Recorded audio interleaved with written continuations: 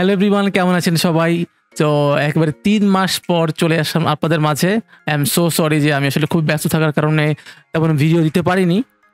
তো welcome to another exciting tutorial. তো আজকে আমি দেখাবো যে প্রিমিয়ার প্রো ২০২২ এর জুন বা অগাস্টে যে আপডেটটা এসেছে সেখানে আপনার কিছু ইন্টারফেস চেঞ্জ হয়েছে। তবে সবচেয়ে বেশি যে চেঞ্জটা এসেছে সেটা হচ্ছে রেন্ডার সেটিংয়ে। তো আজকে আমি সেই প্রসেসটা দেখাবো কিভাবে আপনি ২০২২ সালের প্রিমিয়ার প্রো ভার্সনের রেন্ডার করতে পারেন খুব সহজে এবং সোশ্যাল মিডিয়ার জন্য। তো চলুন আর কথা না বাড়িয়ে লেটস গেট স্টার্টেড। তো এখন আমরা আছি দেখেন প্রিমিয়ার প্রো ২০২২ সাল, এই যে ২০২২ সাল চলতেছে যেহেতু, তো নাও আমরা এখন ২০২২ সালের যেই ভার্সন এখানে আছি। তো রেন্ডার করতে হলে প্রথমে অবশ্যই আমাদেরকে এখানে ক্লিক করতে হবে, মানে এই ইন্টারফেসে ক্লিক করতে হবে এবং দেন কন্ট্রোল এম অথবা ফাইলে গিয়ে দেন এক্সপোর্ট দেন মিডিয়া। এরপর দেখেন এই ইন্টারফেসটা কিন্তু আগের তুলনায় একটু অন্যরকম, যার কারণে অনেকে বুঝতে প্রবলেম হতে পারে। তো এখানে এই এক্সপোর্ট যেটা আছে সেখানে আপনারা এখানে দেখতে পাবেন যে ফাইল নেম, মানে আপনি কোন নামে সেভ করবেন। তো এখানে আমি জাস্ট কেটে লিখে দিব যে test1, ওকে। দেন লোকেশন, মানে কোথায় আপনি সেভ করবেন, ডিতে আছে। তো আপনি এখানে ক্লিক করে আপনি যে কোনো ওখানে সেভ করতে পারেন। তো আমি ডিতেই সেভ করছি। দেন আপনার এখানে প্রিসেটস দেওয়া আছে, এখানে ক্লিক করে দেখবেন যে অনেকগুলো আছে, তার মধ্যে আপনার আইবি এটাই সেট করে দিবেন। Okay fine. নাও এখানে আপনার ফরম্যাট অবশ্যই যেহেতু MP4 হচ্ছে কি ইউনিভার্সাল ফরম্যাট আপনার ইউটিউব বা ফেসবুকের জন্য, আমরা এটা এখানেই রাখবো, এরকমই রাখবো। দেন এই ভিডিও ইন্টারফেসে এখানে একটা ক্লিক করবেন, দেখবেন যে কিছু ফাংশন আমরা দেখতে পাবো, যেমন বেসিক ভিডিও সেটিংস। এখানে যদি আপনার কোনো প্রবলেম হয় বুঝতে, তাহলে আপনি জাস্ট ম্যাচ সোর্সে ক্লিক করলেই অটোমেটিক্যালি ওর মতো করে নিয়ে নিবে।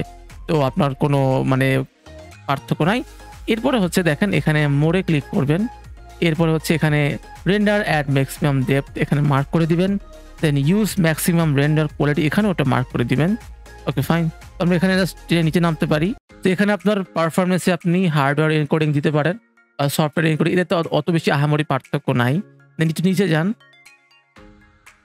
দেন এখানে আপনার বিট রেট এনকোডিং, এখানে আপনি যদি সোশ্যাল মিডিয়া বা ইন্টারনেট বা ওয়েবের জন্য আপলোড করে থাকেন সেই ক্ষেত্রে আপনার এখানে ক্লিক করতে হবে এবং সিভিআর এবং বিট রেট যত বেশি বাড়াবেন আপনার বিট তত বেশি হাই কোয়ালিটিফুল হবে এবং কম ফাটবে। তো আপনি যেখানে 15 আছে আপনি এখানে লাইক আপনার 30 করে দেন, তাহলে আপনার দেখবেন যে এইটার কারণে আপনার এসটিএমএস ফাইল সাইজ এখানে আরো একটু বেশি চলে গেছে, মানে ডাবল হয়ে গেছে। তো আপনি যত বাড়াবেন এখানে তত বাড়বে 50, ঠিক আছে। তো মোটামুটি একটা ভালো সাইজ চলে আসবে। যদি আপনার পিসিতে জায়গা থাকে তাহলে তো ভালোই। নাও এখানে আমার এখানে ভিডিওর কাজ শেষ, দেন আমরা অডিওতে যাই। দেন এখানে অডিওর ফরম্যাট আপনি AAC আছে, আপনি এখানে MPEG দিতে পারেন, তবে AAC বেস্ট।